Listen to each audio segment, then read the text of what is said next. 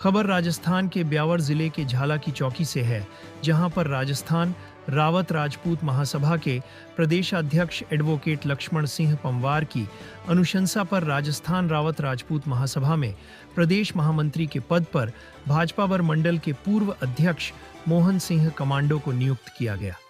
जिसको लेकर नवनियुक्त प्रदेश महामंत्री मोहन सिंह कमांडो को बधाई देने वाला का तांता लग गया है। इस दौरान झाला की चौकी सरपंच प्रतिनिधि रमेश सिंह, खेम सिंह, तिलोक सिंह, कैलाश सिंह, नरपत सिंह, भीला सहित मगरा क्षेत्र के लोगों ने बधाई दी और उन्हें सोशल मीडिया सहित कॉल करके भी लगातार बधाई दी जा रही है।